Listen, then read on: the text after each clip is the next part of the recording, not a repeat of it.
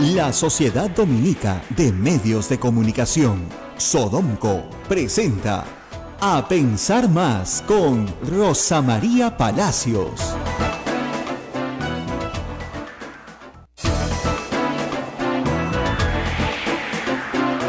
8:00 a.m, amigos y amigas, hoy es viernes 5 de mayo del año 2017, iniciamos el fin de semana. Rosa María Palacios, buenos días. Iniciamos el fin de semana y nos vamos, no mentira.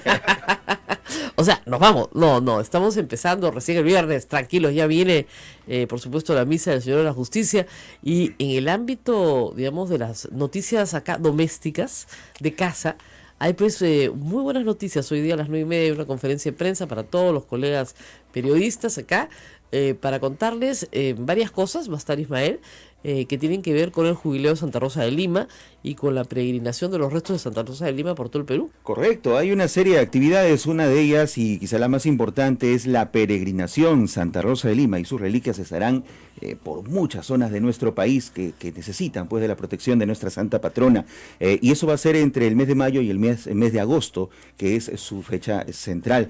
También hay otras actividades que otras instituciones están dedicando a la Santa Rosa de Lima, y ese es el caso de la Pontificia Universidad Católica del Perú, que también estarán acá hoy día. ¿Van a venir ahora? Van a venir. En un instante, en un instante. Y, pero no acá, o sea, a la conferencia, claro. 9:30. Ellos van a hacer varias actividades. Como ustedes saben, Santa Rosa es una santa muy popular en el país. No solamente en el país, es patrona de las Américas y Filipinas. O sea, que tiene bastante... Es impresionante, en muchos lugares del mundo a los que he ido, he visto una imagen, ¿viste a Santa Rosa en Lima? Y claro, al limeño le llama la atención, dice, pues es patrona de toda América, ¿no? Patrona de Santiago. Imagínate, la catedral de Santiago de Chile está, entonces, no puede ser, ¿no? ¿Qué hace Santa Rosa acá, caramba? No, y dice, patrona de Santiago, muy antigua, de la colonia. Recuerden ustedes que es la primera santa americana. Sí, pues. Claro, entonces al ser la primera santa americana, obviamente su advocación fue muy, muy popular en la colonia. Entonces, por eso es que está en toda América, y por supuesto también en ese entonces las Filipinas tenían mucho contacto con América, era parte de la colonización española, y por eso es patrona de las Américas y Filipinas. Así que tenemos esto. Es un milagro en sí que Santa Rosa de Lima no solamente está en el Perú, sino en el mundo entero, en épocas en que no existía internet, no existía esta globalización, ni satélite, ni nada. Pero sí, efectivamente, si te vas a lugares tan lejanos como Japón, como Filipinas, encuentras a Santa Rosa de Lima y la conocen. Y la conocen, es una cosa... Y obviamente no es por desmejorar a nadie, ¿no? Pero a San Martín de Porres también. Oh, por supuesto. Porque es el primer santo moreno de la Iglesia Católica. Que esa es una cosa que llama la atención también. A propósito, mañana 6 de mayo se cumplen 55 años de su canonización, 1962. Claro, por eso es que toda mi generación... Todos se llaman Martín o Rosa. Yo le decía al padre Javier, y yo me llamo Rosa y mi marido se llama Martín. Que es una cosa muy graciosa, porque tiene que ver mucho con la época, que es toda la época del Concilio Vaticano II, ¿no es cierto? De toda una reforma gigantesca dentro de la Iglesia, que aún no concluye, de toda una época posconciliar muy larga, un periodo de la Iglesia tiene tiempos que van más despacito, ¿no? Sí. Yo miraba la restauración del altar ayer y decían, han demorado 18 meses, pero les dijeron un año, se han demorado más, bueno, pero lo han hecho bien. Y claro, si el techo de la entrada, que es un techo precioso, cuando vengan a ver la entrada, se demoraron 32 años en hacerlo, ¿no es cierto? Y si el patio sevillano, que es de 1600, se encuentran también, se demoraron unos 20 años en hacerlo. Así es. Así, había que traer, imagínense ustedes, mayólica por mayólica, se llama azulejos, uno por uno hecho a mano desde Sevilla, porque en esa época no había producción estándar, así en serie. Así es. Sino se hacía a mano. Entonces todas son obras de arte. Claro, a mano, uno por uno. Porque no hay un solo azulejo igual al otro. Claro, exactamente igual es imposible, pero calzan perfectamente unos con otros, ¿no? Entonces es muy especial lo que tenemos acá. Así que a los colegas periodistas que nunca han venido, les van a dar su cafecito, así que más les vale que vengan, porque va a dar desayuno rico y cuento completo.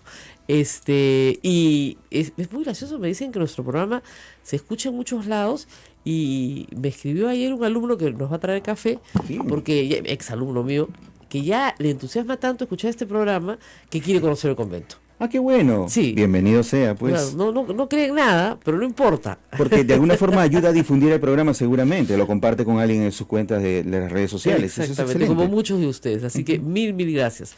Bueno, y vamos a hablar de varias cosas políticas, lamentablemente regresamos a la vida cotidiana. Hoy vamos a repetir parte de la entrevista con Edmundo Cruz.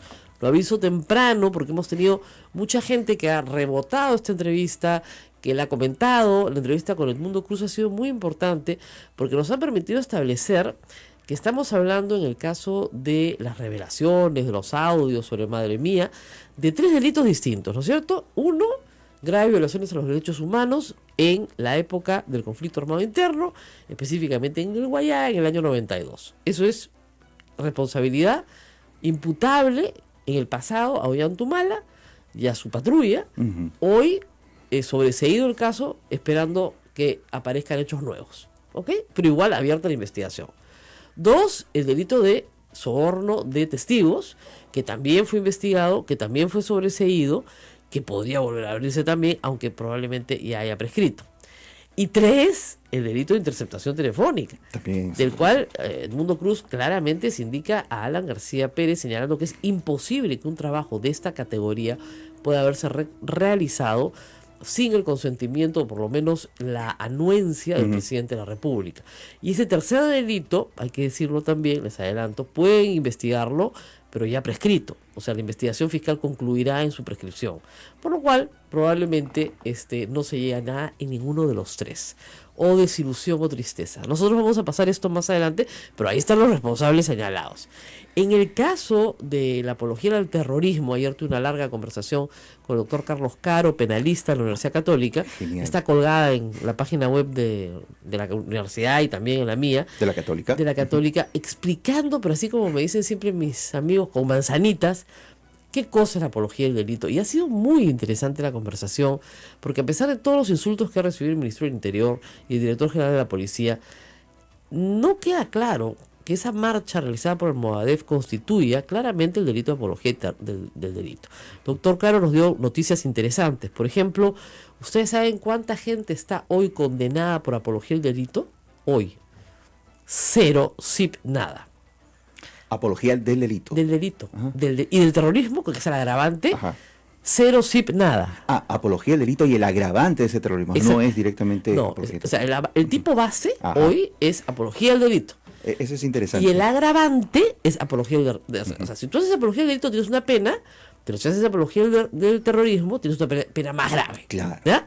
Muy bien, porque antiguamente, digamos, cuando yo estudié Derecho, imagínate, en toda la época de la lucha contra la subversión, la apología del terrorismo era un delito solo. Correcto. Y el tipo era muy malo, porque de verdad, o sea, si tú hacías un artículo probablemente analizando el fenómeno del Sendero Luminoso, podrías haber sido acusado de apología del terrorismo. Correcto. Entonces, el Tribunal Constitucional, digamos en el año 2007, me parece ya, ordenó que se derogara, 2003, se derogara el delito de apología del terrorismo. Y nos quedamos solo con la apología del delito.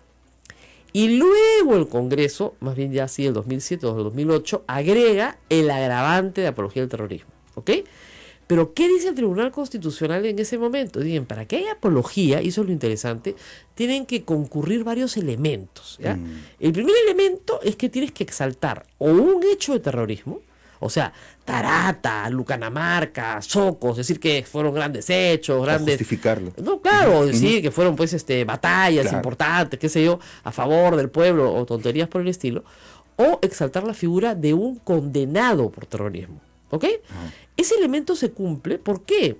Porque, digamos, cuando los de Movadef salen a marchar, llevan cargada la foto de Morote, la foto de Emel Guzmán, aunque el público no sepa quiénes son, los jóvenes no saben quiénes son, pero en fin, los llevan caminando por la calle, por la Plaza 2 de Mayo. Pero el segundo elemento, y acá viene lo interesante, es que tiene que ser un medio idóneo para persuadir. Dime tú a quién persuaden. Claro. A nadie. Y que tienen que tener eficacia. Y no la tienen, pues. Ese es el problema. Ni son un medio idóneo, ni tienen eficacia. Entonces, al no tener esa eficacia, esa capacidad de persuasión, entonces no se reúnen los elementos concurrentes para que este hecho constituya apología del delito. Es decir, un muchacho que tiene 10 volantes no está haciendo apología del delito. ¿Porque no convencería a nadie? Porque no convencería a nadie. Digamos, imagínate que no los ha repartido todavía. Ni siquiera es tentativa. O sea, no es apología del delito. ¿Ya?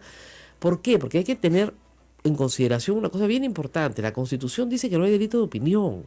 Correcto. ¿Ya? Entonces, el juez, al momento de ponderar, dice, ya, ¿esto es opinión o esto es apología? Entonces, va a ponderar siempre hacia esto es opinión, y lo residual, porque el delito siempre es residual, será la apología. ¿Ok? Entonces, si no concurren estos elementos, no solamente es la exaltación de la figura, sino que el medio tiene que ser eficaz, tiene que lograr resultados. Se me pasa por la mente, ¿y si lo hago por medio de redes sociales? Pero tengo que lograr resultados, o sea, tengo que persuadir, Okay. Tengo que lograr persuadir, es decir, tengo que captar a alguien, ¿ya? Y lo que me dice el doctor Caro, y no le falta razón, es que los terroristas caminan pues también con el Código Penal en la mano, al filo de la ley, porque saben perfectamente cuál es el límite hasta donde puede ir. ¿Ok? Y digo terroristas porque los que salieron de Movadef, varios son condenados por terrorismo. Ya cumplieron su pena, no han pagado sus reparaciones civiles todavía, así que siguen estando bajo un régimen condenatorio, pero son terroristas. No todos, pero un grupo de los que estaba ahí, o sea, Crespo, Fajardo, todos han estado en la cárcel. Entonces, que quede claro que la apología es un delito muy complicado por el cual acusar a una persona. Por lo tanto, los jueces en el Perú no están denunciando, o sea, el juez no está, digamos, acogiendo la denuncia fiscal por apología de delito. Y esos casos, por lo general, se archivan. Entonces, ¿cuál es tu castigo? Te vas a una preventiva 9 meses. Y después te sueltan, porque no hay delito, pues. Y a veces es difícil explicar esto. Yo lo explico a mis alumnos, ayer lo expliqué también de nuevo. Y los chicos con los que estábamos grabando después me preguntaron, oye, doctora, ¿cómo que no es delito que tu hermano te robe? No es delito, pues, hijo, ¿qué cosa quieres que te diga? O sea, si tú vives en la misma casa con tu hermano, tu papá, tu mamá, ¿no? Y tu hermano se mete a tu cuarto y te roba tu plata, no es delito, pues, en el Perú. Pero está mal, esa es otra cosa. Es una inmoralidad, tienes que devolver la plata, ir a confesarle y pedir perdón a Dios. Ya, eso es todo lo que tienes que hacer. Pero no es delito. O sea, tu hermano no puede ir a la comisaría y denunciarte. Oiga, doctor, ¿y qué hago? ¿Qué hago? Te mudas, pues, hijo. Porque si no vive en tu casa, sí es delito. Ya, te mudas. ¿Te mudas o lo botas? O dos, o te compras una caja y fuerte. que vaya a tu casa a robarte. Ahí sí es delito. Claro. Ahí es delito. Pero, digamos, hay muchas cosas que no son de la gran mayoría, gracias a Dios, no lo son, ¿no? La gran mayoría son actos libres, ¿no es cierto? Pero cuando hay un bien jurídicamente protegido, como puede ser la propiedad, la libertad, el honor, efectivamente, el Estado protege ese bien penalizando la conducta marginal. Pero eso no quiere decir que todas las conductas marginales, porque no todo el mundo le roba a su hermano, sino muy pocos, todas las conductas marginales tengan que ser penalizadas. Bien. Hay un grupo de conductas marginales que no lo serán nunca. Hablar bien de un condenado es una conducta marginal, pero hay que decirlo, es una conducta marginal que no tiene eficacia. O sea, en este caso no tiene eficacia, no llega a lograr el objetivo de persuadir, de convencer, de atraer, porque tiene que tener una consecuencia, esa parte falta. Ahora, las leyes son así, no se puede condenar algo que no se ha dado, correcto, pero esta movilización quizás no tenga esa finalidad, pero están apareciendo, pretenden salir en público. Perdóname, más publicidad le da la prensa que la que ellos tenían. Autorregulación. O sea, digamos, hay beg your pardon, como dicen los gringos, pero discúlpame, acá, ¿quién es el que ha metido la pata? Todos nosotros. Y declarémonos culpables. Porque le damos más bola. Y algunos políticos también. También, por supuesto, ¿no? El escándalo. Además, francamente, Lourdes Alcorta, no sé qué le pasó el otro día, pero el grado de mala crianza con la que trató el ministro y a sus propios colegas parlamentarios, o sea, creyéndose absolutamente pues superior a ellos, y finalmente se paró y se fue, ¿no? Entonces, el ministro le contestó varias veces que no venía a discutir adjetivos. Y lo que hacía era descalificarlo como persona, que es la forma más simple y limitada de argumentar. O sea, las personas inteligentes discuten ideas, ¿no es cierto? Las personas no tan inteligentes pueden discutir hechos. Y las personas que no son nada inteligentes discuten personas. Claro. Así, para ir bajando en la graduación del nivel argumentativo, ¿no es cierto? Entonces, tú puedes discutir ideas cuando tienes algún nivel de abstracción. Y son discusiones alturadas. Hechos siempre, claro. Cuando solamente puedes ver lo fáctico que te rodea. Pero ya cuando discutes personas, es porque ya estás en el chisme del callejón. Porque tú eres, porque tú me dijiste, porque tú no sé qué, porque ese argumento ad hominem, se llama en latín, no se usa. No se descalifica a las personas, se descalifica las ideas. O se descalifica finalmente la conducta. O inacción. Así es, o la inacción o los hechos. ¿Ya? O sea, lo que ha hecho no es lo que debe hacerse por tal o cual razón. Correcto. Pero tú no descalificas a la persona, ¿no? Descalificas a los hechos, descalificas, pero descalificarlo por la marcha del Movadef. Además, la policía dijo una cosa que es la pura verdad.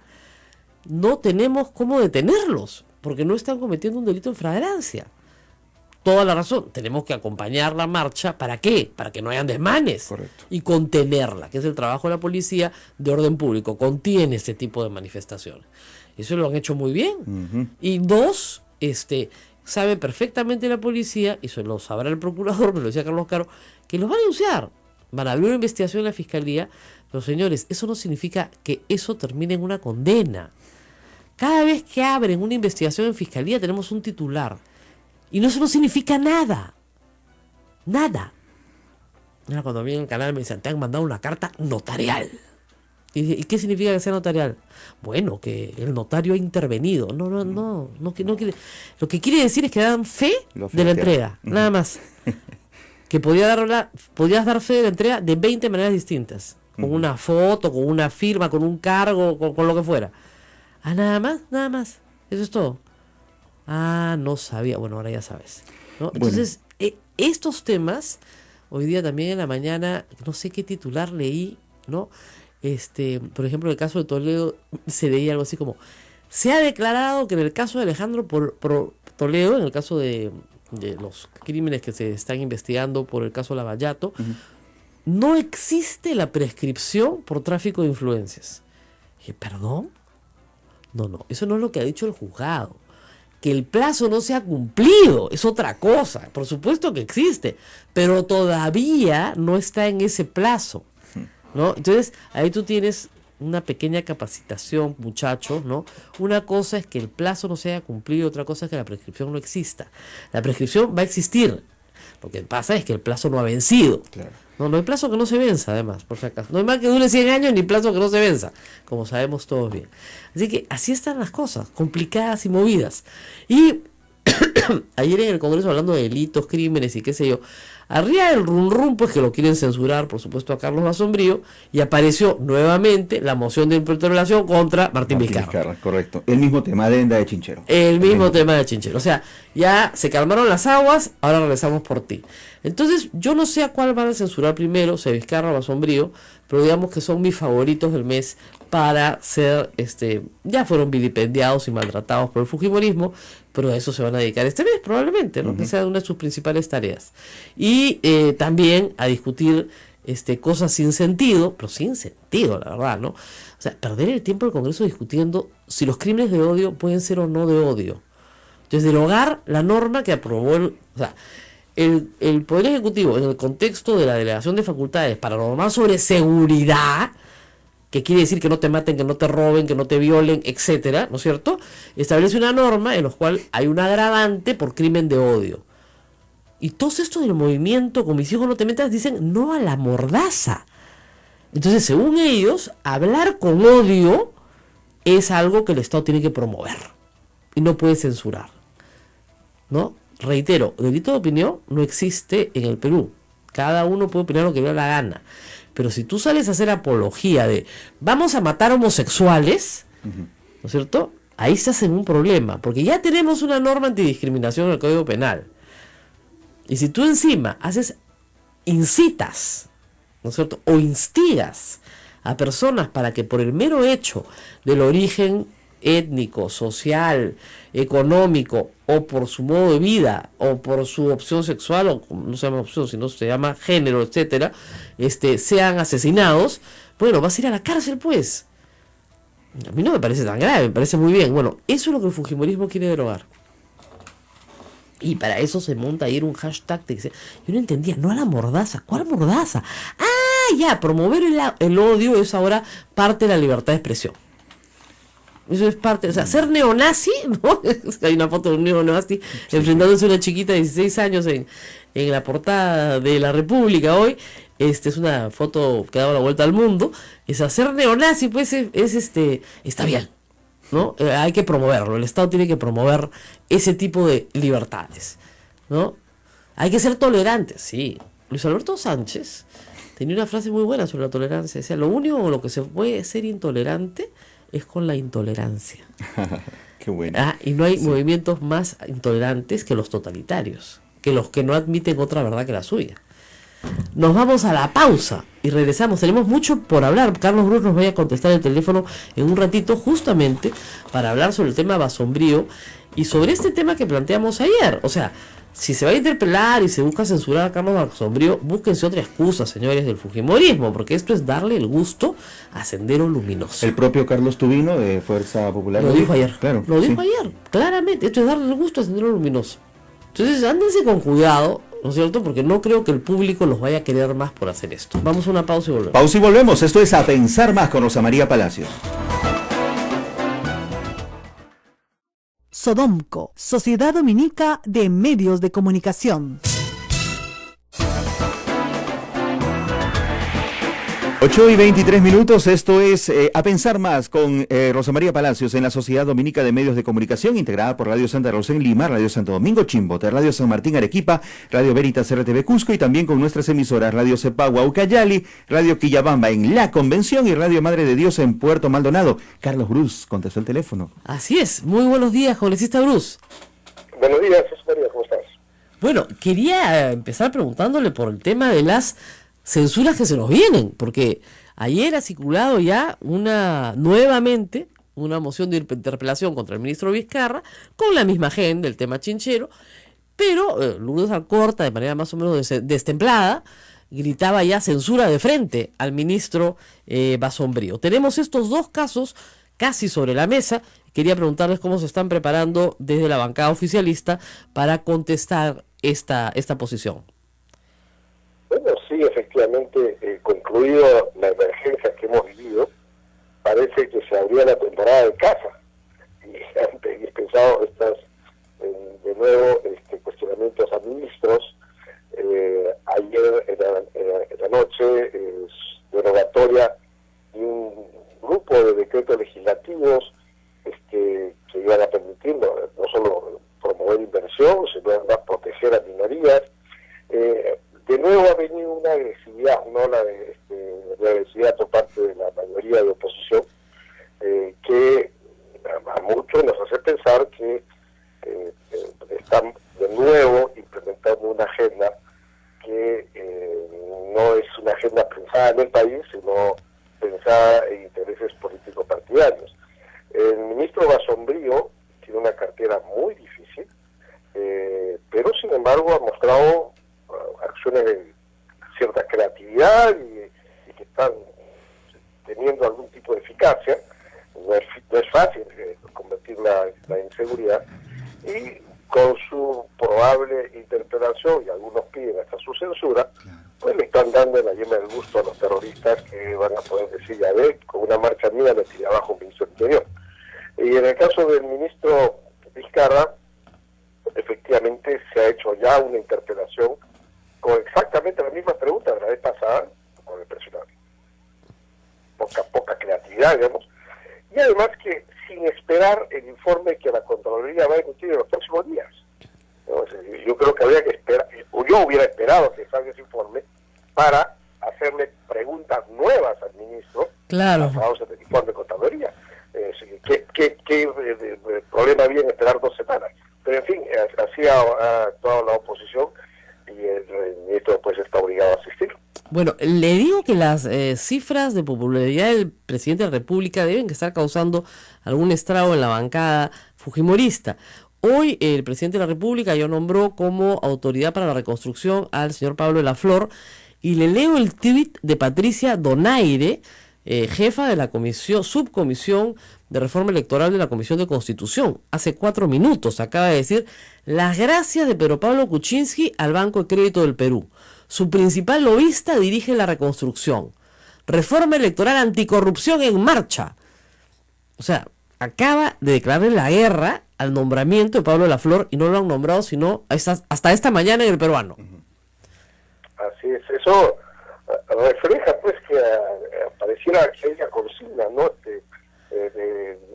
Manchen, tiren abajo todo lo que está haciendo el gobierno, no importa si eso es bueno o malo.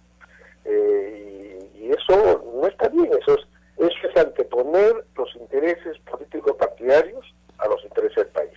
Y eso es bien poco, no solo democrático, sino de bien poco peruano, ¿no? Bueno, pero le acaban de declarar la guerra, le aviso por si acaso. Yo no creo que Patricia Donaire se mande con una acusación tan grave diciendo que el presidente le está pagando un favor al Banco de Crédito y que ha nombrado un lobista para hacer el trabajo de reconstrucción, si es que no tiene algún nivel de coordinación. Así que presumo que lo que va a haber ahora es también una interpelación contra el señor Fernando Zavala, que es formalmente el jefe de la reconstrucción. Sí, pero probablemente eso no creo que lo hagan ahorita porque no hay motivo, el equipo no se lo han nombrado.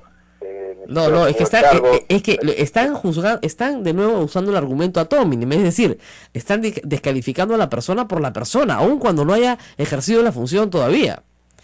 Sí, correcto, pero están especulando. ¿Cuál es el motivo? Lo voy a interpelar porque él fue lobista del Banco de Crédito y es un favor que le está pagando PPK al Banco de Crédito. Sí, pero vemos la razón, el argumento no tiene ningún sentido político. Vamos, si lo hacen, creo que quedaría muy mal, pero lo que sí está claro es que hay una actitud muy poco constructiva que hace avisorar cada vez más momentos más tensos en el futuro cercano. Bueno, por eso digo yo, la cosa se va complicando. Nuevamente estamos regresando al punto en el que estábamos antes de que se desbordara el agua por todo el Perú, ¿no es cierto? Y inmediatamente se cambiara la agenda, ¿no es cierto? Y fuésemos a una sola fuerza, en fin, que ha sido la situación de abril y mayo. Pero ya ahora, la situación de marzo y abril. Pero en mayo, ¿usted cree que comencemos a regresar al escenario que teníamos en febrero, cuando Martín Vizcarra renuncia justamente para salvaguardar su posibilidad de seguir siendo vicepresidente? Así es, como te dije hace un momento, se reabrió la temporada de caza, ¿no? O sea, me parece que efectivamente está de nuevo con unas actitudes muy agresivas, tratando de cuestionar a los principales funcionarios de este gobierno. Claro, el caso Vizcarra tiene un tema que es el de Chincheros, en el caso Basombrío tienen un tema que es una marcha de terroristas resguardados por la policía. Entonces están buscando motivos. No me cabe duda que van a intentar buscar algún motivo en el caso de la reconstrucción. Basta que encuentren una bolsa de cemento en un almacén particular y se supone que esa bolsa era de la reconstrucción para pretender interpelar al primer ministro. Van a buscar causales para justificar esta temporada de caza. Eso está muy mal. En ese contexto de crispación, salir y decir que a usted le parece muy bien que Alberto Fujimori se pueda ir a su casa, ¿era una rama de olivo? Porque se la han devuelto mal.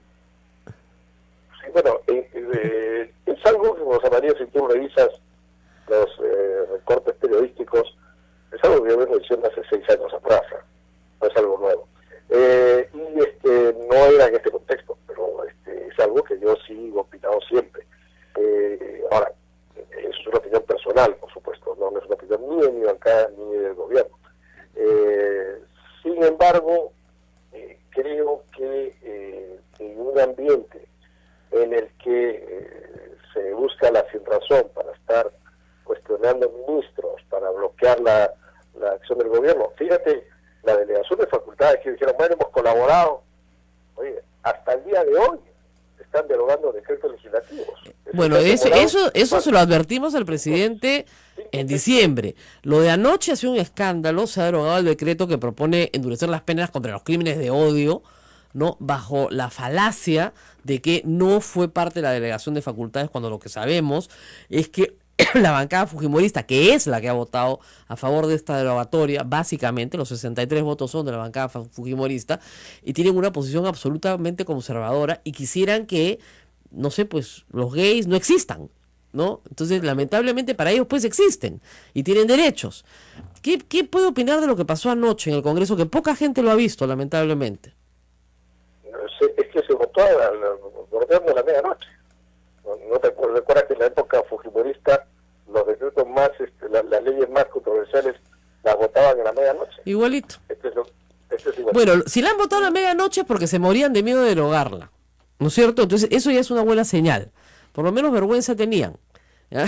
Entonces han regresado a esos tiempos. Crímenes de odio. Claro, no, están promoviendo los crímenes de odio, que me parece genial. O sea, y ayer había un grupo de gente que se autoidentificaba con mis hijos no te metas, que decían no a la ley mordaza, es decir, que este decreto legislativo era una mordaza para odiar. Sí. Mira, eso es un desconocimiento absoluto, porque en el Perú no hay, yo estoy en contra de que hubiera leyes contra el discurso de odio, que hay en otros países, ¿no? Así es, aquí no hay negacionismo ni discurso de odio, son actos. Yo opino que no debería haber ese tipo de leyes. Yo creo que tú tienes todo el derecho de decir, a mí no me gustan los gays, y es tu derecho decirlo, ¿no? Y a mí no me gusta que lo digas, pero es tu derecho. Así es. Yo creo que no debería recortarse ese derecho. En otros países sí se recorta ese derecho. En el Perú no debería. Nosotros nunca yo por lo menos nunca he promovido una ley contra los discursos de odio, menos con un poder judicial como el que tenemos, que podrían enjuiciar a cualquiera por un discurso de odio. Pero sí crímenes de odio. Cuando tú atacas, agredes a alguien porque no te gusta cómo es, eso es el inicio de cualquier genocidio que había en la historia de la humanidad. Pues eso debe ser penado. Pero además lo que se ha hecho anoche, para que tú veas la línea común, en el caso de la política penitenciaria, cuando se autoriza al Ejecutivo que haga una nueva política penitenciaria, el Ejecutivo dice, bueno, vamos a hacer la ABC, y además tomar en cuenta la orientación sexual y identidad de género de los reos, a fin de tener una política coherente y que esta gente sea separada. Eso también lo han quitado. Después, cuando se ha visto el régimen disciplinario de la policía, también se pone que la policía no será discriminada por su orientación sexual y identidad de género. También eso lo han quitado. Sí, claro.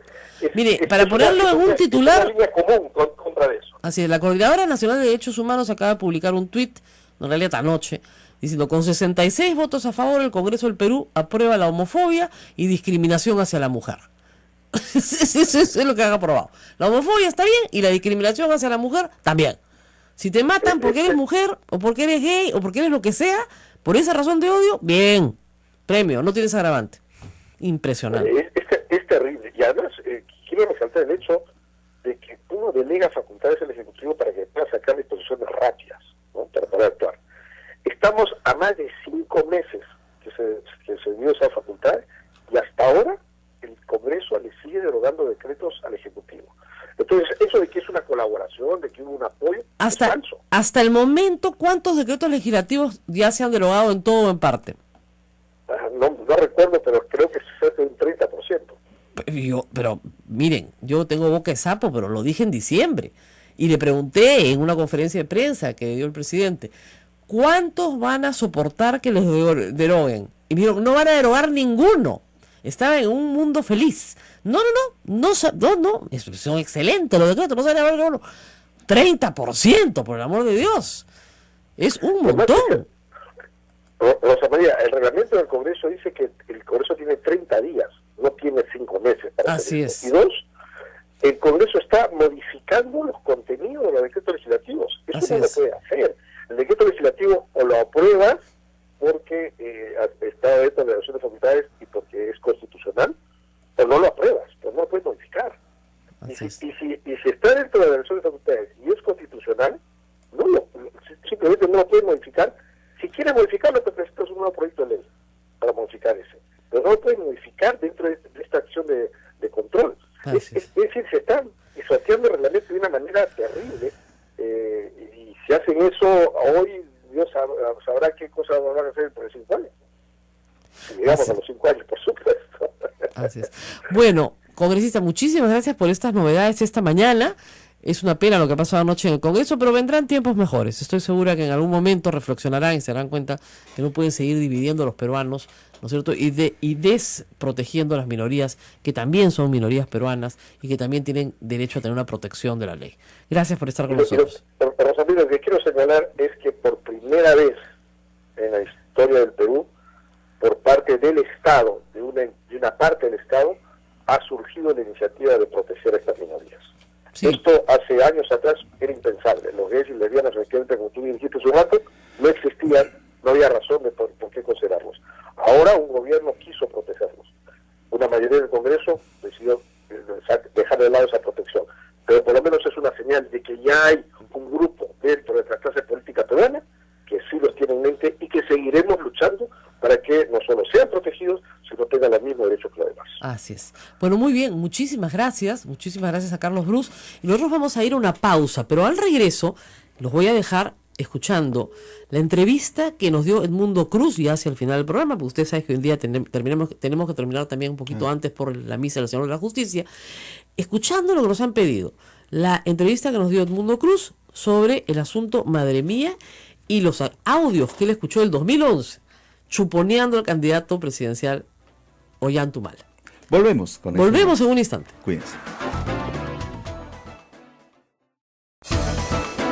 8 de la mañana, 40 minutos, amigos. Esto es A Pensar Más con Rosa María Palacios en las emisoras de la Sociedad Dominica de Medios de Comunicación. Y como lo anunció Rosa María, los dejamos con un extracto de esta interesante entrevista a Edmundo Cruz sobre las escuchas telefónicas por el caso de Ollanta Humala Tazo. Una información que, por cierto, ese día ha generado portadas y también muchas reacciones. Los dejamos con eso. Yo recuerdo que tú hiciste una muy buena investigación en Madre Mía y en la zona sobre Humala. ¿Recuerdas el 2006? Y descubriste una serie de abusos, además de violaciones de derechos humanos, abusos contra una señora que no le habían pagado la cuenta del restaurante, que le habían cortado el pelo, que le habían maltratado, abuso, ¿no? Mucha situación de abuso. Así que Humala no era de tu simpatía. Cuenta primero esa investigación cuando te fuiste a la zona donde estuvo la base de Madre Mía. En honor a la verdad, quien da el primer paso es Panorama, que frente a la reacción de la gente de la zona, cuando ve aparecer la imagen del candidato presidencial, Ollanta Humala, comienza a recordar el perfil de un personaje que ellos habían conocido muy parecido, que se hacía llamar o que era conocido como Capitán Carlos, ¿no? Y entonces Panorama es el primero que capta esa reacción, ¿no? A la República en la que yo trabajaba le correspondió documentar o ayudar, ¿no? Ayudó a identificar quién era el Capitán Carlos, porque hubieron 3 Capitanes Carlos en ese tiempo. Estamos hablando... es bueno ubicarnos en los tiempos, ¿no? La investigación la hicimos en el 2006, pero los hechos ocurrieron en 1992, claro, ¿no? Y entonces la gente pues se acordaba todavía, ¿no? Y recordaba a 3 personajes. ¿Cómo se identificó?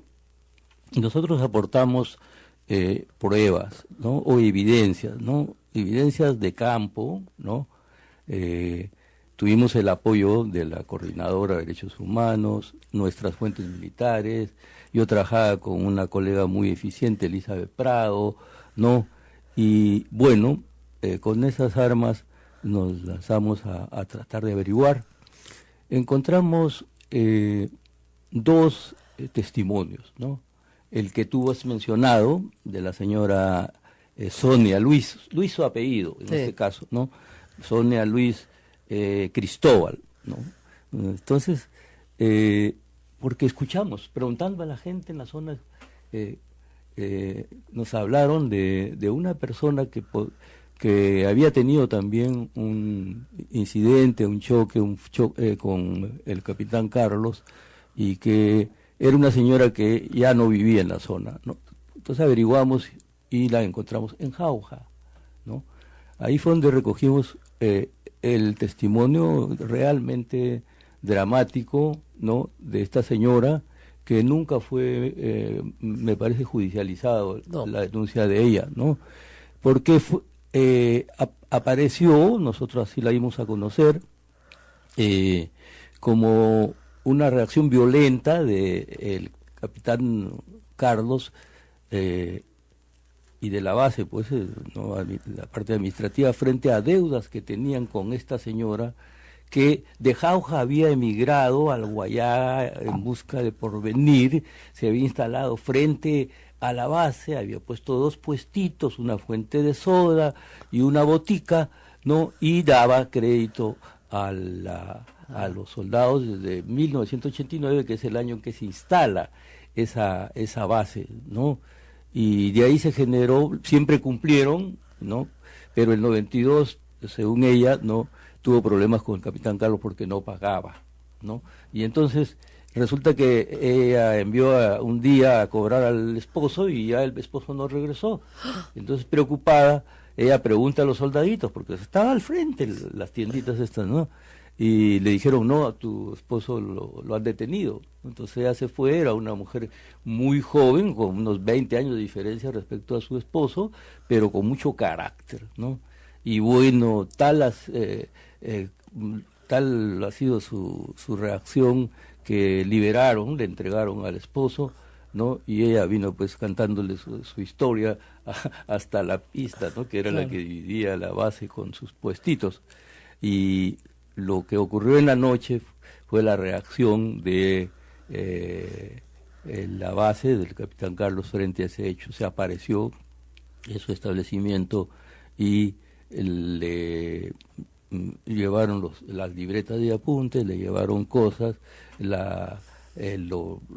tuvieron a su esposo con el revólver encima, ¿no? Y a ella la raparon y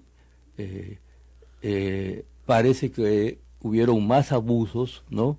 Esas dudas se sembraron sobre nosotros después, ¿no? Pero eso ya ella nunca más quiso hablar, ¿no? No la tuvimos, sino la coordinadora que conoció estos hechos la trajo a Lima unos 15 días para recuperarla psicológicamente. Esa fue la historia de la señora.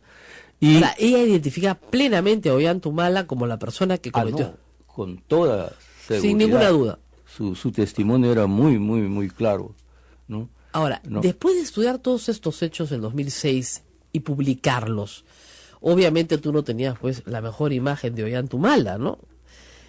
Y el 2011 te vienen a buscar una de tus fuentes policiales, y te hace escuchar unos audios en plena campaña. Bueno, en vísperas de las elecciones del 2011, no estamos hablando ya 5 años después. 5 años después, nuevamente cobró actualidad la figura de Humala, ¿no?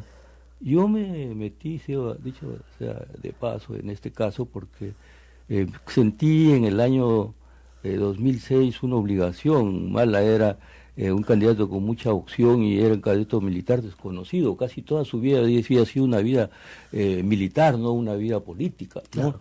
Y entonces había que hacerlo conocer, ¿no? Tenía muchas opciones, entonces la gente debía conocer quién era él. Y yo me sentí en la responsabilidad de trabajar al candidato, por eso es que lo tomé en esas elecciones como un personaje a trabajar, ¿no? Y así fue como en el año 2011, por estas fuentes, en este caso policiales, ¿no?, supe de un reglaje y un chuponeo, ¿no? Chuponeo, interceptaciones telefónicas que se estaban haciendo al candidato Humala, ¿no? Entonces, yo pensé, ¿no? Las versiones eran que él era objeto, ¿no?, de esas interpretaciones, todo. Entonces, yo decidí investigar y entonces pude llegar hacia algunos de los audios que ahora veo que se están difundiendo en forma masiva, ¿no? O sea, Edmundo, tú escuchaste los audios que hoy escuchamos el 2006. No, el 2011. Perdón, el 2011. Y los difundiste. Ah, claro. Ahora, ¿no te dieron transcripciones? ¿Solo los escuchaste? No, yo tuve que tomar apuntes. Nada más. Tuve que tomar apuntes, lo más precisos, ¿no? Porque era difícil, ¿no? La única manera como iba a poder comprobar la veracidad de esas versiones era con el reconocimiento que los escuchados podrían hacer de sus mensajes, ¿no? Entonces fui muy claro en eso y traté de anotar al máximo los detalles. Entonces, ahora, vamos un pasito atrás. Tu fuente, ¿por qué quería que se difunda eso? Es que siempre, ya yo tengo claro que en estos casos, en cualquier lugar siempre hay gente que frente a las cosas malas, ¿no? Digámoslo de esa manera, no está de acuerdo. Hay gente con principios que no está de acuerdo y está dispuesta a hablar. Entonces, se ha dicho hoy que el chuponeo era legal, que lo estaban chuponeando por un caso de narcotráfico, que tenía que ver con Artemio, que no tenía que ver con él, y que esto fue incidental, es decir, se cogió conversaciones de él de casualidad. Pero no es lo que tú escuchaste conversaciones del teléfono de Humala, ¿no es cierto? Claro. Con Salomón Lerner. Claro, porque las cosas, el sistema con Celesium funciona, que es un sistema, es la máquina y todo un equipo, ¿no? Claro. De personal. No funciona en base a normas muy estrictas, comprometidas por contrato ante el gobierno de los Estados Unidos representado por la DEA, ¿no? Así es. Y tienen que cumplirse, pero siempre no es un sistema tan seguro, siempre hay vías de escape, ¿no? Claro. Entonces el asunto es que se presentaba como unas escuchas legales, porque el sistema es así, escuchas legales, ¿no? Ah, no, claro, lógico. No, escuchas legales. Entonces lo cierto es que hay muchos elementos que nos llevan a dudar, ¿no? Y en este caso a encontrar en la realidad que contradecían las normas. ¿Cuáles son esas evidencias? En primer lugar, yo escuché 4, ¿no? Yo tomé conocimiento de 4 llamadas, ¿no? Esas llamadas tenían interlocutores que no calzan exactamente, ¿no? en los objetivos de la operación, ¿no? Claro. Porque si los objetivos el objetivo era No Artemio, ¿no? Edmundo, ¿Qué tenía que ver, ¿no? Lerner? Claro, ¿tienes tus libretas guardadas de esa época? No, son nuevos apuntes apuntes. que he tomado ahora de las notas, ¿no? Okay. Pero deben haber ahí. Sí. ¿Qué tenía que ver Lerner? ¿Qué tenía que ver Lerner? ¿Qué tenía que ver Lynch? ¿No? ¿Qué tenía que ver Blanca Rosales? ¿No? Y eran conversaciones. ¿Qué tenía que ver Abugataz con el? Ahora conversación. Artemio. Abugataz Humala, nada más. No. Las conversaciones eran varias. Fueron 4 conversaciones. Una entre Salomón Lerner y Adrián Villafuerte y aparecía Humala. Ya. Otra solamente de Lerner y Villafuerte, ¿no? Ya. Otra de Villafuerte y Rosales, ¿no? También, y otra de Abugataz con Humala, con Lerner, donde apareció Humala. Ahora, sí, claro, ninguno de esos personajes tiene que ver con Artemio, pues ni remotamente. No. Ahora, algo más. Esas no las han sacado ahora, pues, porque claro, si las sacaran, se notaría que no había ningún tema de narcotráfico. Ahora, ese es el otro punto. Si tú analizas los contenidos no tienen nada que ver con acciones con acciones terroristas, subversivas, claro. Nada que ver, ¿cierto? Los temas eran, en la primera conversación, el viaje a Iquitos y Pucallpa de la campaña. Claro.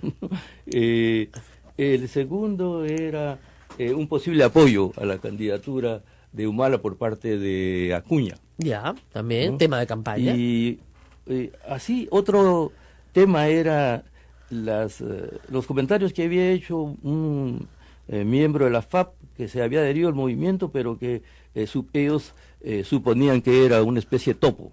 Ajá. ¿No? Y así. Entonces, ese es un detalle por el lado de los contenidos, por el lado de los personajes. Algo más. Estas 4 conversaciones te las dieron, tomaste apuntes, y sobre la base de esos apuntes hiciste la denuncia en La República, y luego Daniela Huataz va a la de Andro, ya elegido Humala, y lo combina, ¿no es cierto?, en ese momento al general Moraga a que le diga, ¿no es cierto?, si estaban chuponeando. Dijo, no, nosotros no hemos chuponeado nunca Ollanta-Humala. O sea, le mintió descaradamente, pero tú publicaste esto en La República, pero no te dieron mucha bola con la publicación, ¿no? El asunto es que yo publiqué esto casi en la víspera de las elecciones. Claro, ya estábamos encima por votar. ¿No? Me parece que ha sido el 3 o el 4 y las elecciones eran el 5 de junio. Claro. ¿No? Entonces, lo cierto es que no le dieron importancia, ¿no? O sea, a ti no te queda ninguna duda, según tu fuente y según lo que escuchaste, que hubo un operativo para espiar al candidato presidencial durante la campaña. Por supuesto. Que no tenía relación alguna con el narcotráfico, ni Artemio, ni Nancy Obregón, ni nada de eso. Así es. Y que este operativo fue, te dijeron, ordenado por el más alto nivel. Por supuesto, la cadena de mando era clara. Y el manejo del aparato, del sistema Constellation por parte del gobierno era clarísimo, ¿no? ¿Esto llegaba hasta el presidente de la República en ese entonces? ¿Te dijeron si llegaba hasta el presidente de la República, hasta Alan García?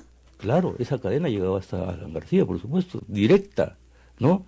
Que en ese tiempo era coronel, me parece, o ya era general Morán, arriba de Hidalgo y arriba Alan García. Que eran los mismos dos oficiales que lo ayudaron en el caso Petroaudios. Exactamente los mismos dos oficiales.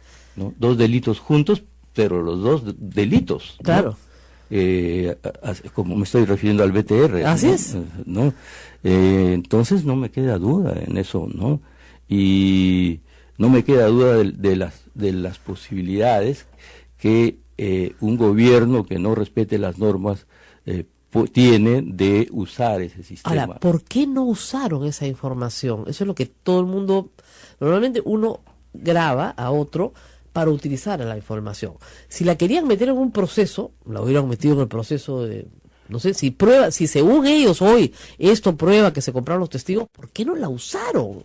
Ahora, el triunfo de Humala, ¿no? El día 5, ¿no? Obviamente que cambió el panorama, cambió el escenario para quienes estaban llevando a cabo esto, bueno, ¿no? es que y retrocedieron. Ok, pero si hay un delito, hay un delito. Si no hay si hay un delito, igual le pasas el material al fiscal, el fiscal combina pues al señor Humala que diga lo dicho, lo que tenga que decir, refutarlo y luego lo procesa. Claro, la elección... ¿Por qué no se procesó en ese momento? La elección de Humala tiene efecto como factor de presión principalmente hacia los mandos policiales que manejaban esto, ¿no? Pero hacia el sistema judicial no tenía por qué. El sistema judicial no tenía por qué bajar la guardia. Ahora, el fiscal y el juez dicen que ellos nunca ordenaron la interceptación del teléfono de Ollanta-Humala. De lo que tú escuchaste, ¿qué teléfono estaban usando? ¿El de Abugataz, el de Nerder, el de Villafuerte? Ahí hay un asunto interesante porque, bueno, tú sabes, el Constellation intercepta 300 llamadas en tiempo real, o sea, está permanentemente, ¿no? Claro. Chuponeando 300 teléfonos, ¿no? A la vez. No quiere decir que solamente son 300 números, no, pueden haber una lista de 10.000 y de esos 10.000, los 300 que estén hablando en orden de importancia, esos están siendo chuponeados. No, es impresionante. Nunca dejan de estar siendo chuponeados 300 teléfonos, ¿no? Entonces hay una lista selectiva. Ahora lo que me llamó la atención, yo anoté en aquella oportunidad que algunas de estas interacciones eran directas a los celulares del Lerner y no se recuerda el otro, ¿no? Ya. De Villafuerte, probablemente. Sí, me parece que sí. Y luego, en la verificación que hice con Abugataz, salió a relucir algo muy importante. Él decía, sí, esto es lo que yo he conversado, pero esto no le he hablado por teléfono. Y entonces hubo un proceso de confrontación con los otros interlocutores, ¿no? Y se llegó a la conclusión de que efectivamente no era una conversación por teléfono, sino que entonces esa había sido captada de otro modo, o sea, probablemente con un micrófono escondido, ¿no? Dentro del teléfono, tal vez. O dentro del lugar. Claro, dentro del lugar. Entonces, y aquí ya estamos hablando de otra cosa, estamos hablando, ¿no?, de un plan ya que no tenía que tenía que ver buscarse a Artemio en el local del Partido Nacionalista, ¿no? Bueno, en la imaginación de algunos apristas eso es posible, porque había uno que era amigo del otro y ese a su vez. Pero es muy extraño, a mí lo que me llama la atención es que tu historia no haya, digamos, resucitado. Yo recordaba la primera historia de la mujer rapada, que me impresionó muchísimo, y sí recordaba que había habido acusaciones, pero no recordaba que un periodista había recibido los audios, los había escuchado, se los habían quitado y había tomado nota. Eso no lo recordaba. Y muy poca gente lo recuerda, y espero que hoy día queden las cosas más claras. O sea, lo que te queda claro es que aquí hubo una operación ordenada por Alan García para hacerle seguimiento a Ollanta. Una operación de ese tipo no habría sido posible sin la autoridad sin la orden de la autoridad más alta del Estado. Por lo tanto, por lo tanto ese material es ilícito. Por supuesto. Por donde se mire, puede ser dentro de una operación de constelación, porque ¿quién más va a grabar? Pero es ilícito. Primera conclusión. Segunda conclusión, ¿por qué no se usó? Eso es lo que digo, sacarlo 6 años después para promover la inhabilitación de Ollanta, porque parece ser ese es el objetivo, es muy extraño. Habría que revisar. O sea, si quieren reabrir el caso, lo que siempre digo, la cosa juzgada es sólida, con Jorge Ávila, pero si quieren reabrir el caso necesitan nuevos hechos y nuevos testigos. Y como tú dices, si nadie va a la zona a trabajar, y a trabajar duro como hicieron ustedes, a reportear, imposible conocer la verdad. Esto fue todo en A Pensar Más con Rosa María Palacios. Regresamos el día lunes. Hasta aquí, A Pensar Más con Rosa María Palacios. Este programa fue producido por la Sociedad Dominica de Medios de Comunicación, Sodomco. La mía, de la católica, explicando, pero así como me dicen siempre mis amigos con manzanitas, qué cosa es la apología del delito. Y ha sido muy interesante la conversación, porque a pesar de todos los insultos que ha recibido el ministro del Interior y el director general de la Policía, no queda claro que esa marcha realizada por el Movadef constituya claramente el delito de apología del delito. Doctor Caro nos dio noticias interesantes. Por ejemplo, ¿ustedes saben cuánta gente está hoy condenada por apología del delito? Hoy. 0, zip, nada. Apología del delito. Del delito. Y del terrorismo, que es el agravante. 0, zip, nada. Apología del delito y el agravante de ese terrorismo. No es directamente. No, o sea, el tipo base hoy es apología del delito. Eso es interesante. Y el agravante es apología del delito. O sea, si tú haces apología del delito tienes una pena, pero si haces apología del terrorismo tienes una pena más grave. Claro. Muy bien, porque antiguamente, digamos, cuando yo estudié Derecho, imagínate, en toda la época de la lucha contra la subversión, la apología del terrorismo era un delito solo. Correcto. Y el tipo era muy malo, porque de verdad, o sea, si tú hacías un artículo probablemente analizando el fenómeno del Sendero Luminoso, podrías haber sido acusado de apología del terrorismo. Correcto. Entonces, el Tribunal Constitucional, digamos en el año 2007, me parece ya, ordenó que se derogara, 2003, se derogara el delito de apología del terrorismo. Y nos quedamos solo con apología del delito. Y luego el Congreso, más bien ya así el 2007 o el 2008, agrega el agravante de apología del terrorismo. ¿Ok? Pero ¿qué dice el Tribunal Constitucional en ese momento? Dicen, para que haya apología, y eso es lo interesante, tienen que concurrir varios elementos. ¿Ya? El primer elemento es que tienes que exaltar o un hecho de terrorismo, o sea, Tarata, Lucanamarca, Socos, decir que fueron grandes hechos, grandes... Justificarlo. No, claro, decir que fueron pues batallas importantes, qué sé yo, a favor del pueblo o tonterías por el estilo, o exaltar la figura de un condenado por terrorismo. ¿Ok? Ese elemento se cumple, ¿por qué? porque, digamos, cuando los de Movadef salen a marchar, llevan cargada la foto de Morote, la foto de María Guzmán, aunque el público no sepa quiénes son, los jóvenes no saben quiénes son, pero en fin, los llevan caminando por la calle, por la Plaza 2 de Mayo. Pero el segundo elemento, y acá viene lo interesante, es que este tiene que ser un medio idóneo para persuadir. Dime tú a quién persuaden. Claro. A nadie. Y que tienen que tener eficacia. Y no la tienen, pues. Ese es el problema. Ni son un medio idóneo, ni tienen eficacia.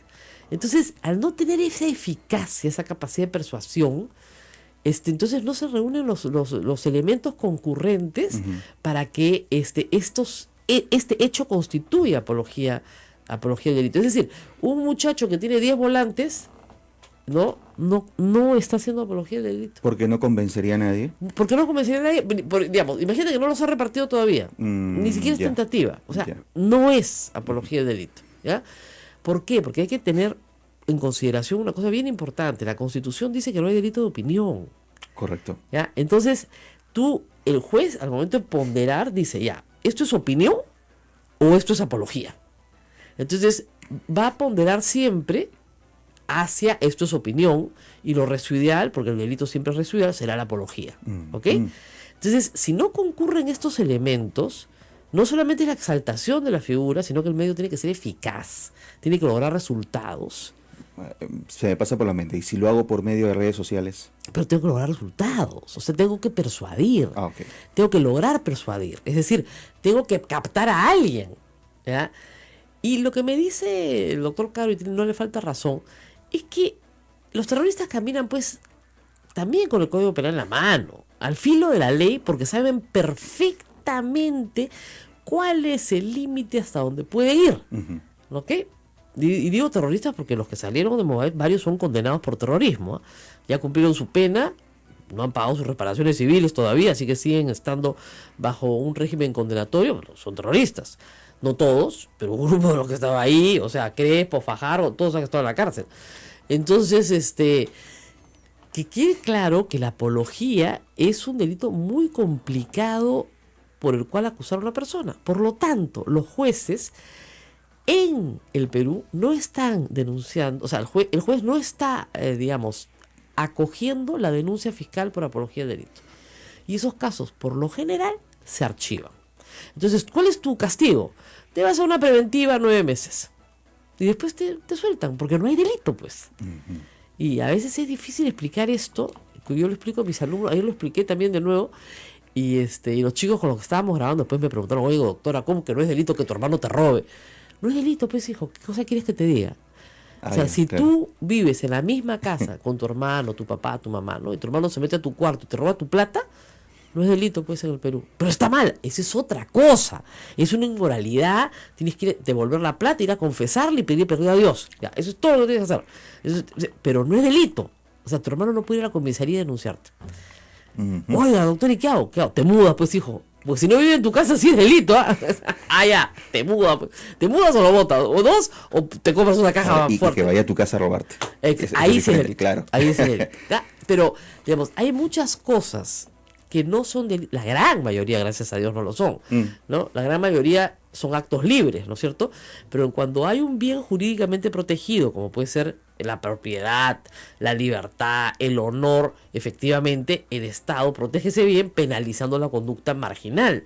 Pero eso no quiere decir que todas las conductas marginales, porque no todo el mundo le roba a su hermano, sino muy pocos, todas las conductas marginales tengan que ser penalizadas. Bien. Hay un grupo de conductas marginales que no lo serán nunca. Digamos, hablar bien de un condenado es una conducta marginal, pero hay que decirlo, es una conducta marginal que no tiene eficacia. O sea, en este caso no tiene eficacia, no llega a lograr el objetivo de persuadir, de convencer, de atraer, porque tiene que tener una consecuencia, esa parte falta. Ahora, las leyes son así, no se puede condenar algo que no se ha dado, correcto, pero esta movilización quizás no tenga esa finalidad, pero están apareciendo, pretenden salir en público. Oye, perdóname, más publicidad, el tema va sombrío, y sobre este tema que planteamos ayer, o sea, si se va a interpelar y se busca censurar a Carlos Basombrío, búsquense otra excusa, señores del fujimorismo, porque esto es darle el gusto a Sendero Luminoso. El propio Carlos Tubino de Fuerza Popular lo dijo ayer. Claro, lo dijo ayer, claramente. Esto es darle el gusto a Sendero Luminoso. Entonces, ándense con cuidado, ¿no es cierto? Porque no creo que el público los vaya a querer más por hacer esto. Vamos a una pausa y volvemos. Pausa y volvemos. Esto es A Pensar Más con Rosa María Palacios. Sodomco, Sociedad Dominica de Medios de Comunicación. 8:23, esto es A Pensar Más con Rosa María Palacios en la Sociedad Dominica de Medios de Comunicación, integrada por Radio Santa Rosa en Lima, Radio Santo Domingo Chimbote, Radio San Martín Arequipa, Radio Veritas RTV Cusco y también con nuestras emisoras Radio Cepagua Ucayali, Radio Quillabamba en La Convención y Radio Madre de Dios en Puerto Maldonado. Carlos Bruce contestó el teléfono. Así es, muy buenos días, congresista Bruce. Buenos días, María, ¿cómo estás? Bueno, quería empezar preguntándole por el tema de las censuras que se nos vienen, porque ayer ha circulado ya nuevamente una moción de interpelación contra el ministro Vizcarra con la misma agenda, el tema chinchero, pero Lourdes Alcorta, de manera más o menos destemplada, gritaba ya censura de frente al ministro Basombrío. Tenemos estos dos casos casi sobre la mesa. Quería preguntarles cómo se están preparando desde la bancada oficialista para contestar esta posición. Bueno, sí, efectivamente, concluido la emergencia que hemos vivido, parece que se abría la temporada de caza. Y han dispensado de nuevo cuestionamientos a ministros. Ayer en la noche, derogatoria de un grupo de decretos legislativos que iban a permitir no solo promover inversión, sino además proteger a minorías. De nuevo ha venido una agresividad, no la agresividad por parte de la mayoría de oposición, que a muchos nos hace pensar que están de nuevo implementando una agenda que no es una agenda pensada en el país, sino pensada en intereses políticos partidarios. El ministro Basombrío tiene una cartera muy difícil, pero sin embargo ha mostrado acciones de cierta creatividad y que están teniendo algún tipo de eficacia. No es fácil combatir la inseguridad, y con su probable interpelación, y algunos piden hasta su censura, pues le están dando la yema del gusto a los terroristas, que van a poder decir, ya ve, con una marcha mía le tiré abajo un ministro del Interior.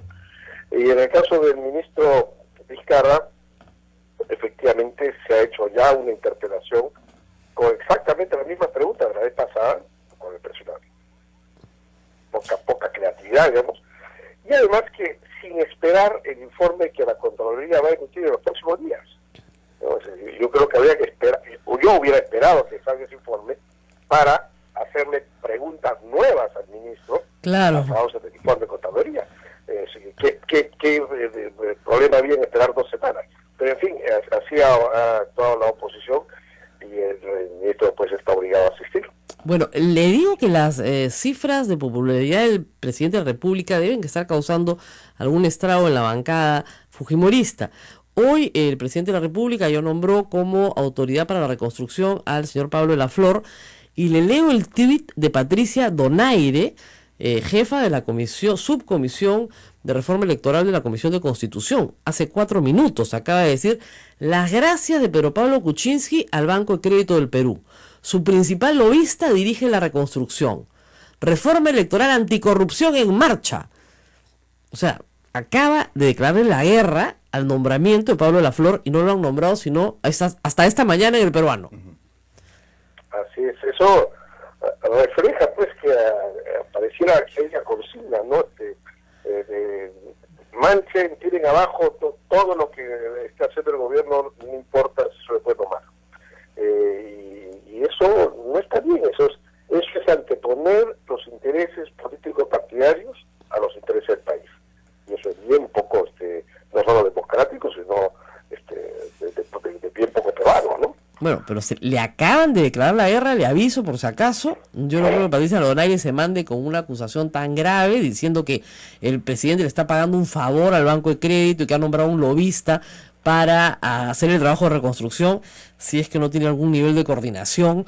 Así que presumo que lo que va a haber ahora es también una interpelación contra el señor Fernando Zavala, que es formalmente el jefe de la reconstrucción. Sí, Pero probablemente eso no creo que lo hagan ahorita porque no hay motivo, el equipo no lo han nombrado. No, es que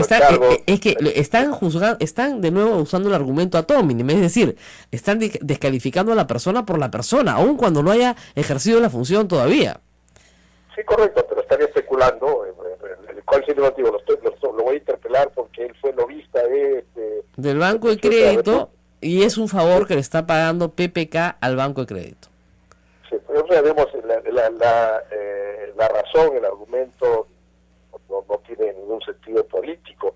Vamos, si lo hacen, creo que quedaría muy mal, pero lo que sí está claro es que hay una actitud muy poco constructiva que hace avisorar cada vez más en momentos más tensos en el futuro cercano. Bueno, por eso digo yo, la cosa se va complicando. Nuevamente estamos regresando al punto en el que estábamos antes de que se desbordara el agua por todo el Perú, ¿no es cierto? Y inmediatamente se cambiara la agenda, ¿no es cierto? Y fuésemos a una sola fuerza, en fin, que ha sido la situación de abril y mayo. Pero ya ahora, la situación de marzo y abril. Pero en mayo, ¿usted cree que comencemos a regresar al escenario que teníamos en la prensa, que es la que ellos tenían? Autorregulación. O sea, digamos, I beg your pardon, como dicen los gringos, pero discúlpame, acá, ¿quién es el que ha metido la pata? Todos nosotros. Y declarémonos culpables. Porque le damos más bola. Y algunos políticos también. También, por supuesto, ¿no? El escándalo. Además, francamente, Lourdes Alcorta, no sé qué le pasó el otro día, pero el grado de mala crianza con la que trató el ministro y a sus propios colegas parlamentarios, o sea, creyéndose absolutamente pues superior a ellos, y finalmente se paró y se fue, ¿no? Entonces, el ministro le contestó varias veces que no venía a discutir adjetivos. Y lo que hacía era descalificarlo como persona, que es la forma más simple y limitada de argumentar. O sea, las personas inteligentes discuten ideas, ¿no es cierto? Las personas no tan inteligentes pueden discutir hechos. Y las personas que no son nada inteligentes discuten personas. Claro. Así, para ir bajando en la graduación del nivel argumentativo, ¿no es cierto? Entonces, tú puedes discutir ideas cuando tienes algún nivel de abstracción. Y son discusiones saturadas. Hechos siempre, claro. Cuando solamente puedes ver lo fáctico que te rodea. Pero ya cuando discutes personas, es porque ya estás en el chisme del callejón. Porque tú eres, porque tú me dijiste, porque tú no sé qué, porque ese argumento ad hominem, se llama en latín, no se usa. No se descalifica a las personas, se descalifica las ideas. O se descalifica finalmente la conducta. O inacción. Así es, o la inacción o los hechos. ¿Ya? O sea, lo que ha hecho no es lo que debe hacerse por tal o cual razón. Correcto. Pero tú no descalificas a la persona, ¿no? Descalificas a los hechos, descalificas, pero descalificarlo por la marcha del Movadef. Además, la policía dijo una cosa que es la pura verdad. No tenemos cómo detenerlos, porque no están cometiendo un delito en flagrancia. Toda la razón. Tenemos que acompañar la marcha. ¿Para qué? Para que no hayan desmanes. Correcto. Y contenerla, que es el trabajo de la policía de orden público. Contiene este tipo de manifestaciones. Eso lo han hecho muy bien. Y dos, sabe perfectamente la policía, y eso lo sabrá el procurador, me lo decía Carlos Caro, que los van a denunciar. Van a abrir una investigación en la fiscalía. Pero señores, eso no significa que eso termine en una condena. Cada vez que abren una investigación en fiscalía tenemos un titular. Y eso no significa nada. Nada. Ahora, cuando vi en el canal me dicen, te han mandado una carta notarial. ¿Y qué significa que sea notarial? Bueno, que el notario ha intervenido. No quiere. Lo que quiere decir es que dan fe de la entrega. Nada más. Que podías dar fe de la entrega de 20 maneras distintas. Con una foto, con una firma, con un cargo, con lo que fuera. Nada más. Eso es todo. No sabía. Bueno, ahora ya sabes, ¿no? Entonces, estos temas, hoy día también en la mañana, no sé qué titular leí, ¿no? Por ejemplo, en el caso de Toledo, se leía algo así como, se ha declarado que en el caso de Alejandro Toledo, en el caso de los crímenes que se están investigando por el caso Lavallato, no existe la prescripción por tráfico de influencias. Y, ¿perdón? No, eso no es lo que ha dicho el juzgado. Que el plazo no se ha cumplido es otra cosa. Por supuesto que existe, pero todavía no está en ese plazo, ¿no? Entonces, ahí tú tienes una pequeña capacitación, muchachos, ¿no? Una cosa es que el plazo no se haya cumplido, otra cosa es que la prescripción no exista. La prescripción va a existir. Lo que pasa es que el plazo no ha vencido. Claro. No hay plazo que no se venza, además, por si acaso. No hay más que dure 100 años ni plazo que no se venza, como sabemos todos bien. Así que así están las cosas, complicadas y movidas. Y ayer en el Congreso, hablando de delitos, crímenes y qué sé yo, arriba del rum pues que lo quieren censurar, por supuesto, a Carlos Basombrío, y apareció nuevamente la moción de interpelación contra Martín Vizcarra. Correcto. El mismo tema de Enda de Chinchero. El mismo tema de Chinchero. O sea, ya se calmaron las aguas, ahora regresamos por ti. Entonces, yo no sé a cuál van a censurar primero, si a Vizcarra o Basombrío, pero digamos que son mis favoritos del mes para ser, ya fueron vilipendiados y maltratados por el fujimorismo, pero a eso se van a dedicar este mes probablemente, ¿no? Que sea una de sus principales tareas. Y también a discutir cosas sin sentido, pero sin sentido, la verdad, ¿no? O sea, perder el tiempo del Congreso discutiendo si los crímenes de odio pueden ser o no de odio. Entonces, derogar la norma que aprobó el Poder Ejecutivo en el contexto de la delegación de facultades para normar sobre seguridad, que quiere decir que no te maten, que no te roben, que no te violen, etcétera, ¿no es cierto? Establece una norma en la cual hay un agravante por crimen de odio. Y todos estos del movimiento Con mis hijos no te metas dicen no a la mordaza. Entonces, según ellos, hablar con odio es algo que el Estado tiene que promover y no puede censurar, ¿no? Reitero, delito de opinión no existe en el Perú. Cada uno puede opinar lo que le dé la gana. Pero si tú sales a hacer apología de vamos a matar homosexuales, ¿no es cierto? Ahí estás en un problema, porque ya tenemos una norma antidiscriminación en el Código Penal.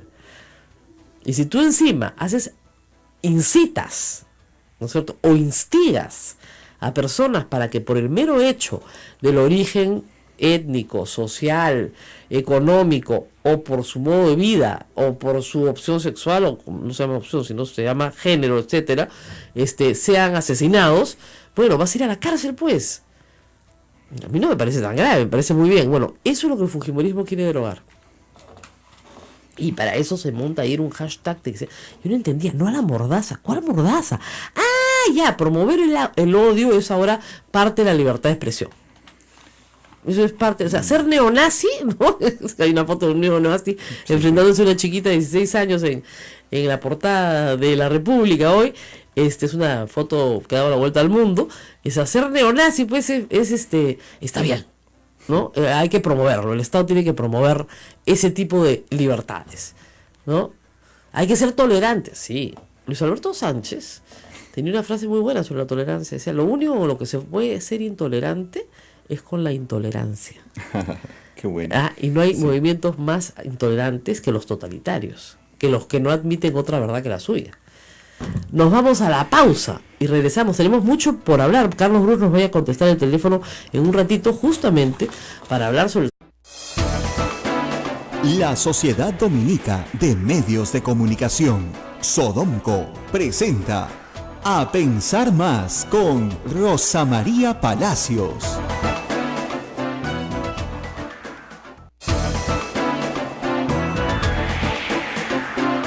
8 en punto de la mañana, amigos y amigas. Hoy es viernes 5 de mayo del año 2017. Iniciamos el fin de semana. Rosa María Palacios, buenos días. Iniciamos el fin de semana y nos vamos. No mentira.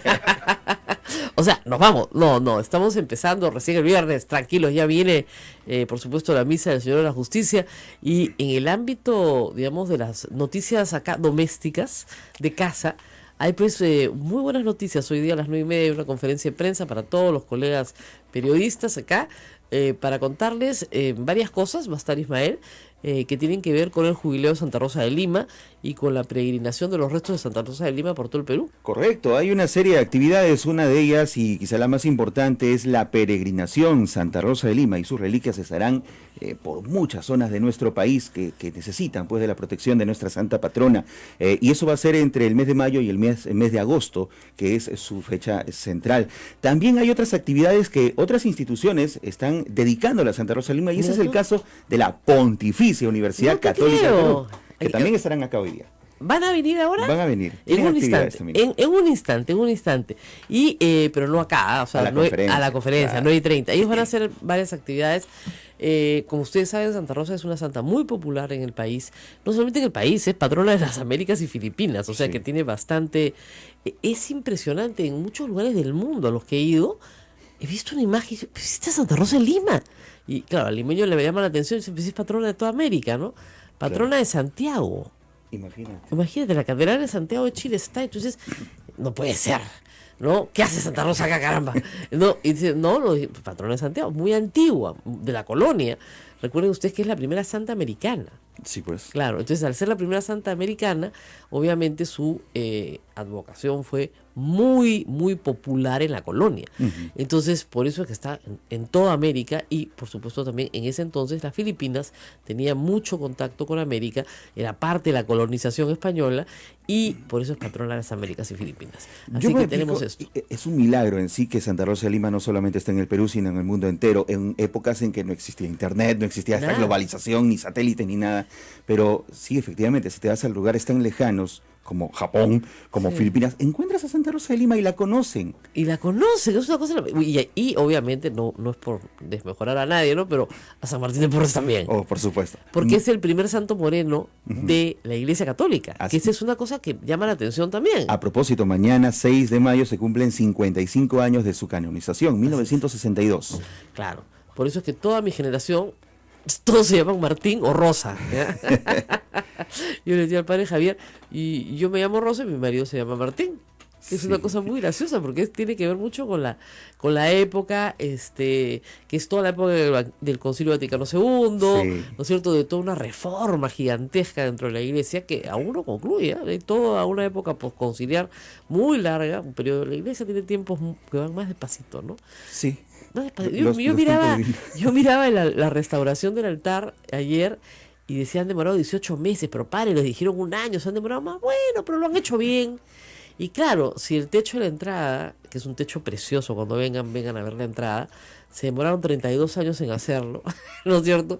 Y si el patio sevillano, que es de 1600, se encuentran también, se demoraron unos 20 años en hacerlo. Así es. Así, había que traer, imagínense ustedes, mayólica por mayólica, se llama azulejos, uno por uno hecho a mano desde Sevilla, porque en esa época no había producción estándar, así en serie. Así es. Sino se hacía a mano. Entonces todas son obras de arte. Claro, a mano uno por uno. Porque no hay un solo azulejo igual al otro. Claro, exactamente igual es imposible, pero calzan perfectamente unos con otros, ¿no? Entonces es muy especial lo que tenemos acá.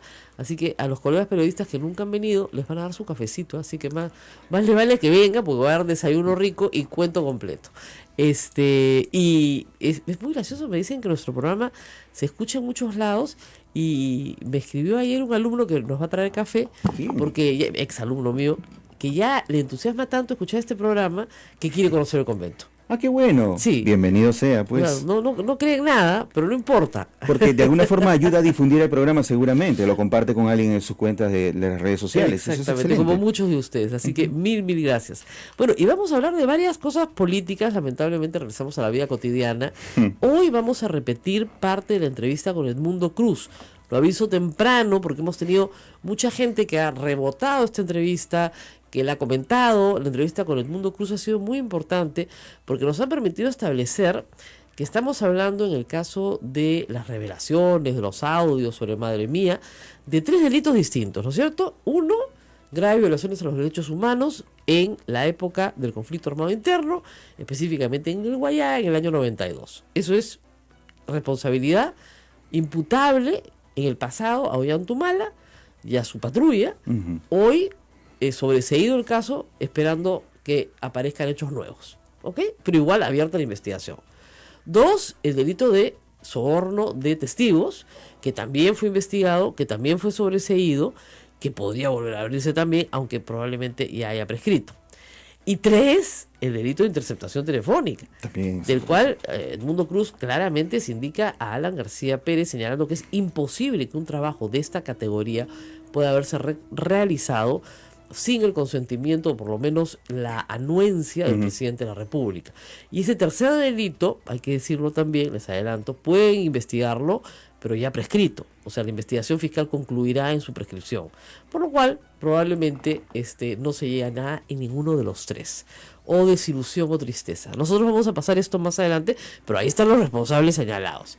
En el caso de la apología del terrorismo, ayer tuve una larga conversación con el doctor Carlos Caro, penalista de la Universidad Católica. Genial. Está colgada en la página web de la universidad, y también en febrero, cuando Martín Vizcarra renuncia justamente para salvaguardar su posibilidad de seguir siendo vicepresidente. Así es, como te dije hace un momento, se reabrió la temporada de caza, ¿no? O sea, me parece que efectivamente está de nuevo con unas actitudes muy agresivas, tratando de cuestionar a los principales funcionarios de este gobierno. Claro, el caso Vizcarra tiene un tema que es el de Chincheros. En el caso Basombrío tienen un tema que es una marcha de terroristas resguardados por la policía. Entonces están buscando motivos. No me cabe duda que van a intentar buscar algún motivo. En el caso de la reconstrucción, basta que encuentren una bolsa de cemento en un almacén particular, y se supone que esa bolsa era de la reconstrucción, para pretender interpelar al primer ministro. Van a buscar causales para justificar esta temporada de caza. Eso está muy mal. En ese contexto de crispación, salir y decir que a usted le parece muy bien que Alberto Fujimori se pueda ir a su casa, ¿era una rama de olivo? Porque se la han devuelto mal. Sí, bueno, es algo que, Rosa María, si tú revisas los recortes periodísticos, es algo que yo vengo diciendo hace 6 años atrás, no es algo nuevo. No era en este contexto, pero es algo que yo sigo opinando siempre. Ahora, es una opinión personal, por supuesto, no es una opinión ni de mi bancada ni del gobierno. Sin embargo, creo que en un ambiente en el que se busca la sinrazón para estar cuestionando ministros, para bloquear la acción del gobierno, fíjate, la delegación de facultades que dijeron, bueno, hemos colaborado. Oye, hasta el día de hoy están derogando decretos legislativos. Bueno, eso se lo advertimos al presidente en diciembre. Lo de anoche ha sido un escándalo. Se ha derogado el decreto que propone endurecer las penas contra los crímenes de odio, ¿no? Bajo la falacia de que no fue parte de la delegación de facultades, cuando lo que sabemos es que la bancada fujimorista, que es la que ha votado a favor de esta derogatoria, básicamente los 63 votos son de la bancada fujimorista, y tienen una posición absolutamente conservadora y quisieran que, no sé, pues los gays no existan, ¿no? Entonces, lamentablemente para ellos pues existen y tienen derechos. ¿Qué puede opinar de lo que pasó anoche en el Congreso, que poca gente lo ha visto, lamentablemente? Es que se votó bordeando la medianoche. ¿No te recuerdas que en la época fujimorista los decretos más, las leyes más controversiales las votaban en la medianoche? Igualito. Este es igualito. Bueno, si la han votado a la medianoche es porque se morían de miedo de derogarla, ¿no es cierto? Entonces eso ya es una buena señal. Por lo menos vergüenza tenían, ¿ya? Entonces han regresado a esos tiempos. Crímenes de odio. Claro, no, están promoviendo los crímenes de odio, que me parece genial. O sea, y ayer había un grupo de gente que se autoidentificaba con mis hijos no te metas, que decían no a la ley mordaza, es decir, que este decreto legislativo era una mordaza para odiar. Sí. Mira, eso es un desconocimiento absoluto, porque en el Perú no hay, yo estoy en contra de que hubiera leyes contra el discurso de odio, que hay en otros países, ¿no? Así es, aquí no hay negacionismo ni discurso de odio, son actos. Yo opino que no debería haber ese tipo de leyes. Yo creo que tú tienes todo el derecho de decir, a mí no me gustan los gays, y es tu derecho decirlo, ¿no? Y a mí no me gusta que lo digas, pero es tu derecho. Así es. Yo creo que no debería recortarse ese derecho. En otros países sí se recorta ese derecho. En el Perú no debería. Nosotros nunca yo por lo menos nunca he promovido una ley contra los discursos de odio, menos con un poder judicial como el que tenemos, que podrían enjuiciar a cualquiera por un discurso de odio. Pero sí crímenes de odio. Cuando tú atacas, agredes a alguien porque no te gusta cómo es, eso es el inicio de cualquier genocidio que había en la historia de la humanidad. Pues eso debe ser penado. Pero además lo que se ha hecho anoche, para que tú veas la línea común, En el caso de la política penitenciaria, cuando se autoriza al Ejecutivo que haga una nueva política penitenciaria, el Ejecutivo dice, bueno, vamos a hacer la ABC y además tomar en cuenta la orientación sexual y identidad de género de los reos a fin de tener una política coherente y que esta gente pues, sea separada. Eso también lo han quitado. Después, cuando se ha visto el régimen disciplinario de la policía, también se pone que la policía no será discriminada por su orientación sexual y identidad de género. También eso lo han quitado. Sí, claro. Mire, para ponerlo en un titular... Es una línea común contra de eso. Así es, la Coordinadora Nacional de Derechos Humanos acaba de publicar un tuit, en realidad anoche, diciendo, con 66 votos a favor, el Congreso del Perú aprueba la homofobia y discriminación hacia la mujer. Eso es lo que han aprobado. La homofobia está bien y la discriminación hacia la mujer también. Si te matan porque eres mujer, o porque eres gay, o porque eres lo que sea, por esa razón de odio, bien, premio, no tienes agravante. Impresionante. Es terrible. Y además, quiero resaltar el hecho de que uno delega facultades al Ejecutivo para que pueda sacar disposiciones rápidas, ¿no? Para poder actuar. Estamos a más de 5 meses que se dio esa facultad y hasta ahora el Congreso le sigue derogando decretos al Ejecutivo. Entonces, eso de que es una colaboración, de que hubo un apoyo, es falso. Hasta el momento, ¿cuántos decretos legislativos ya se han derogado en todo o en parte? No recuerdo, pero creo que es de un 30%. Pero miren, yo tengo boca de sapo, pero lo dije en diciembre. Y le pregunté en una conferencia de prensa que dio el presidente, ¿cuántos van a soportar que les deroguen? Y me dijeron, no van a derogar ninguno. Estaba en un mundo feliz. No, son excelentes los decretos, no se van a derogar ninguno. 30%, por el amor de Dios. Es un montón. Rosa María, el reglamento del Congreso dice que el Congreso tiene 30 días, no tiene 5 meses para Así hacer es. eso. Y 2, el Congreso está modificando los contenidos de los decretos legislativos. Eso Así no lo es. puede